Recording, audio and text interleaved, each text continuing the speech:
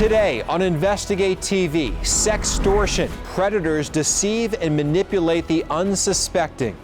They will locate children, they'll target them on any type of platforms. Predator can hold a child captive long before they ever have their hands physically on them. These online exchanges can ruin lives and in some cases, cut them short. They approached him at midnight of December the 1st and Walker committed suicide that same morning. We speak to victims' families and law enforcement fighting to make a difference. Investigating these kind of crimes isn't your typical law enforcement investigation. It does provide an additional level of training and experience and aptitude to investigate the internet. Investigate TV starts right now.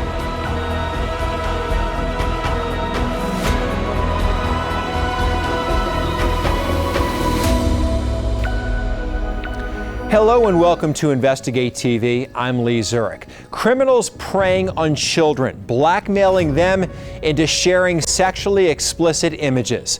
Caresse Jackman shares one woman's traumatic ordeal and her mission to protect today's youth. We want to warn you, some of what you're about to hear is graphic.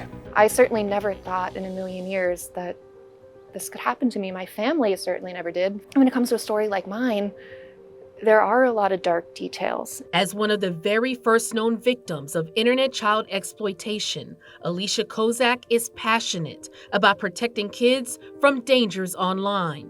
And an emerging threat she worries about now is something called sextortion. A predator can hold a child captive long before they ever have their hands physically on them. And when it comes to sextortion, they never need to physically touch that child. Alicia's personal story to advocacy began in 2002 when she was just 13 years old. Like so many teenagers, she loved chatting with friends, especially on the internet. I was online and I was talking to my friends from school in a chat room, and somebody messaged me who I thought was a boy around my own age. And what I didn't know was he had immediately begun to groom me. Because the internet was pretty new, Alicia didn't know the red flags. She says a man lured her out of her Pittsburgh, Pennsylvania home and abducted her outside. The man held her captive in his Virginia basement, where she was raped, beaten, and tortured. How long were you there for? It was 4 days, and he was going to kill me, it's believed, on the day that I was rescued. Alicia says her kidnapper live-streamed the abuse to an online audience. She said she was given a second chance when someone watching the stream recognized her face from the National Center for Missing and Exploited Children's poster and called in a tip to authorities. Her kidnapper was ultimately convicted and sentenced to prison.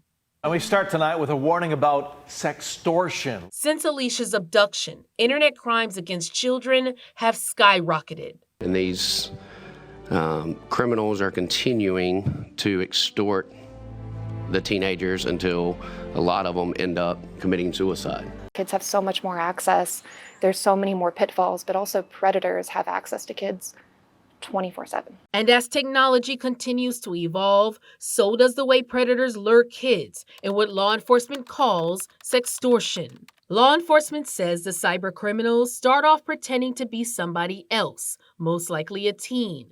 Once they gain a person's trust, they ask for explicit photos. With the photos in their possession, the criminal demands money, threatening to release the images if the teen doesn't keep sending more photos or hand over money or gift cards. With financial sextortion, the primary motive is financial gain, and the victim set is typically boys. Supervisory Special Agent Timothy Simon with the FBI says in early 2022, their agency saw an explosion in the number of financial sextortion incidents. When it comes to how these crooks or these criminals are getting to our children, how savvy are they when it comes to getting them and taking advantage of them? Unfortunately, they are very savvy.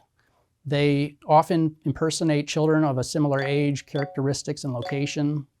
They will locate children, they'll target them on any type of platform, social media, instant messaging, video chat, gaming platforms, pretty much any internet-capable device that a child has, they can be targeted on. Simon says law enforcement received over 7,000 reports over the past year of online financial sextortion of minors, with at least 3,000 victims, most of them boys. In 2022 alone, over 12 suicides of child victims within the U.S., and that number has increased since then. Why is it different that we're seeing so many, suicides or pressure being put on our boys and most, say, our young girls? That's a great question. We're still trying to figure that out.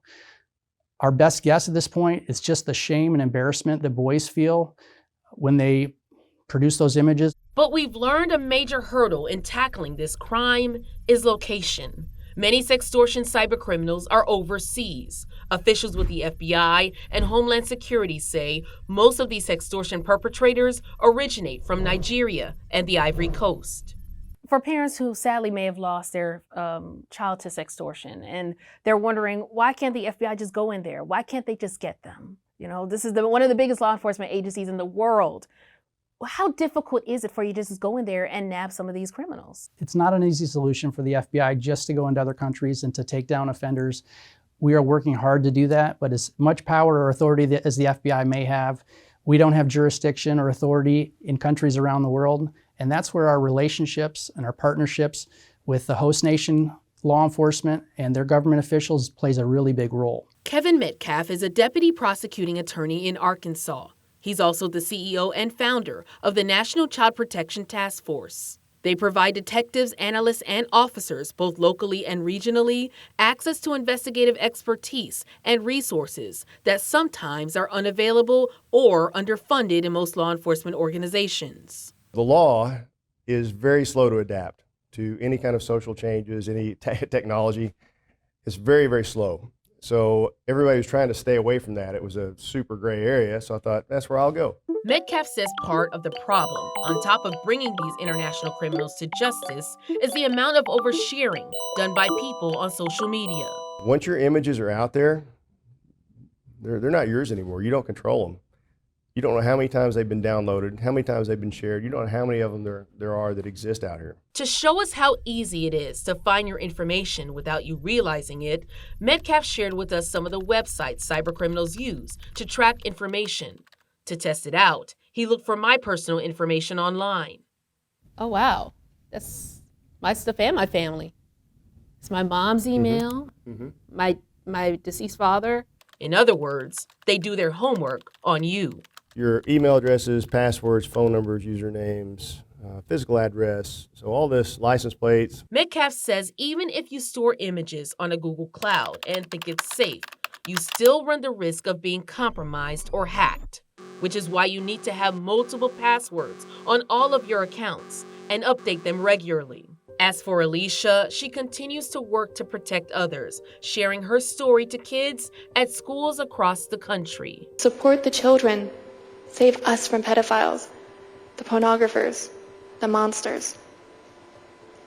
The boogeyman is real, and he lives on the net. She's testified before Congress and helped push for Alicia's Law, which helps secure funding for task forces and is currently in 12 states. We have to fund the groups that can protect and rescue the children. The Internet Crimes Against Children task forces are so incredibly underfunded, and the risk is with every single child, and every single child has a device, if not more devices, that they can fall victim on. If you are a teen or a parent who feels like your child has encountered a sextortion scheme, you can contact the FBI at 1-800-CALL-FBI. You can also go to the National Center for Missing and Exploited Children's website and file a report.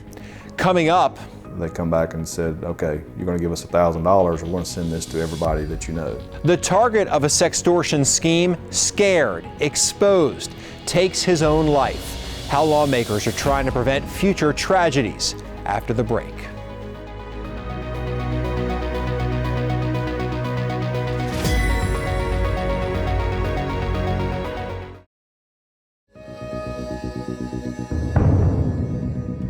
Welcome back to Investigate TV. Sextortion crimes are on the rise, but investigators are stretched thin, often due to a lack of funding and resources. Caresse Jackman spoke to the father of a sextortion victim about his search for justice. A warning that this story contains references to suicide.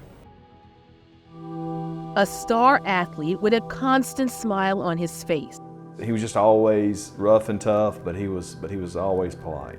is the best way Brian Montgomery remembers his son, Walker. Walker shined on and off the field, but the special light in Walker's 16-year-old life was dimmed because of what happened online. Walker died as a result from suicide as a result from the pressures brought on by sextortion.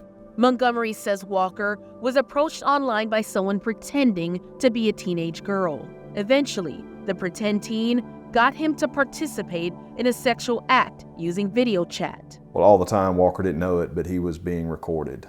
They come back and said, okay, you're going to give us $1,000, we're going to send this to everybody that you know. And Walker tells them, I'm going to kill myself. And these people respond with, go ahead, because you're already dead anyway. According to the FBI and Homeland Security investigations, there's been a rise of incidents like Walker's, where children and teens are being coerced into sending sexually explicit images or videos online and then extorted for money, a crime known as financial sextortion.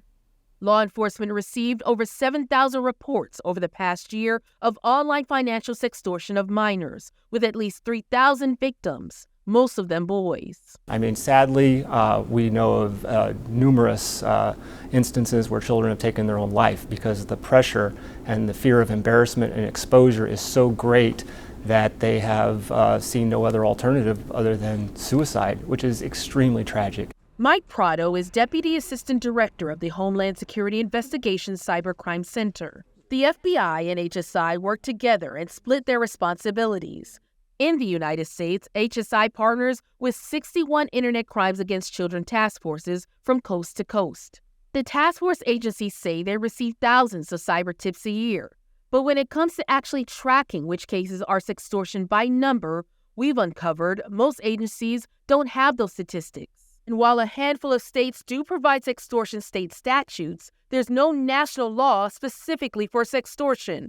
On top of underreported numbers, funding and resources continue to remain a big obstacle for task force agencies. While we do get federal funding through that, we also are extremely thankful that we also get state funding here in Washington State. Sergeant Brandon James is head of the ICAC task force in Seattle, Washington. He took us exclusively inside their task force facility. Like many agencies, the Seattle task force noticed a sharp increase over the last year, tied to online crimes targeting children. Sergeant James also says they're probably only getting a fraction of what's occurring because most people don't know where to turn when sextortion hits their home. Because maybe someone doesn't know that ICAC task forces exist in their area. And they don't know that either I should call 911 or I should call ICAC task force or what should I do with this information? Montgomery uses his son's tragedy to alert people across the country. He plans to travel to Washington, D.C. and testify before Congress to continue to share Walker's story. If one person sees this, 10 people see this, and the things we're doing and it changes somebody else, that's a win. Every state has an ICAC task force. Go to our website, InvestigateTV.com, to see how you can contact your local agency. Thanks, Caresse. Up next, sextortion suspects arrested overseas set to be extradited. But one victim's family is fighting to hold another party accountable. Their story after the break.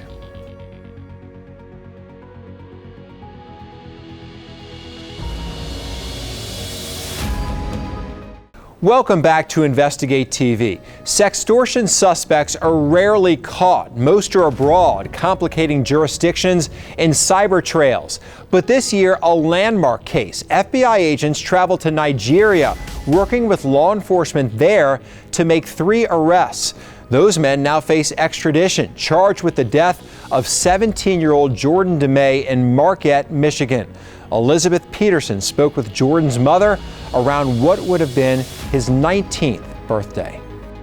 Jordan DeMay is remembered by his family and friends as being kind, social, a friend to everyone, a devoted brother and son, the kind of person who was just always there for you. It's been over a year since Jordan died by suicide after falling victim to sextortion. His mom, Jennifer Buda, is still in a bit of shock as to what happened. Had you had any idea that these conversations were happening, that he was involved in anything like this? No. It's a pain Jennifer wants to prevent other families from ever feeling. Jordan's story has changed the conversation around social media, but her work is just beginning. Right now, social media companies have no liability for anything that happens on their platforms. There's no safety, security features in place for minors. And after what happened to Jordan, Jennifer is adamant about changing that. She's been talking with federal lawmakers, garnering support for the Kids Online Safety Act. This bill would provide safety features for minors. It would eliminate target advertising to minors. It will give parent notifications of what their children are doing online, and also hold social media accountable for the things that are happening on their platform. Exactly how would it do this? It would require social media companies to enable the strongest safeguards as the default, protecting minors' information, limiting who can contact a minor's profile, restrict location gathering, and provide parents tools and reports to supervise activity.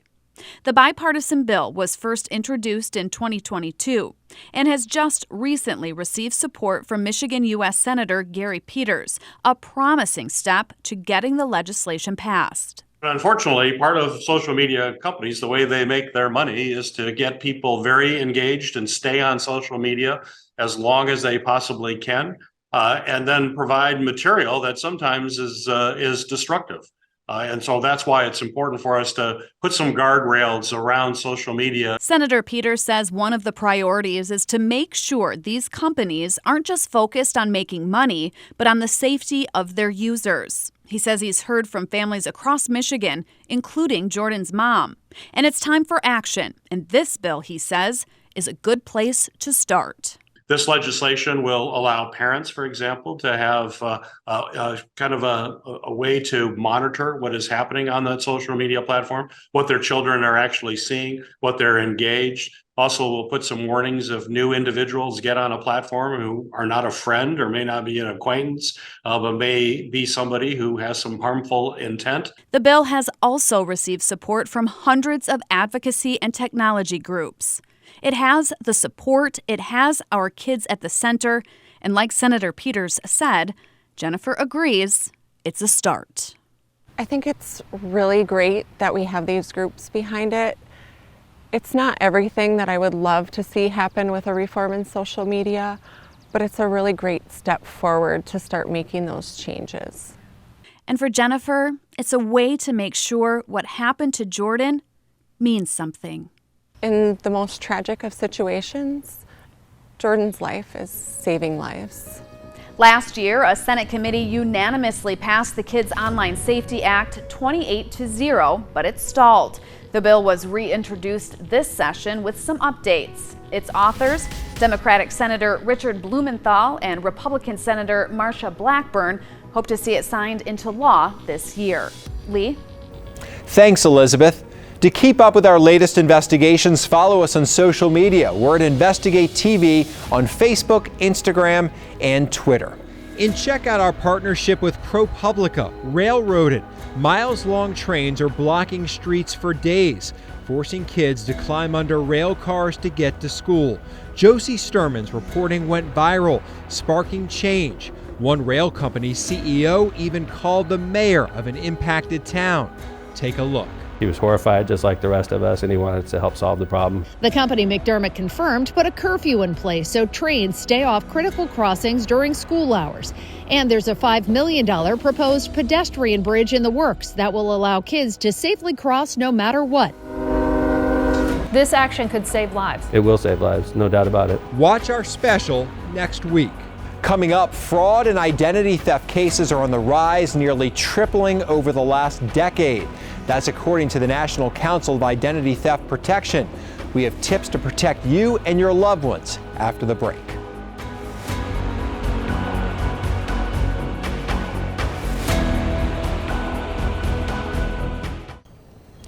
Welcome back to Investigate TV. The year isn't over yet, but already the FTC counts over 1 million identity theft cases. A recent report outlines what you can do to protect yourself.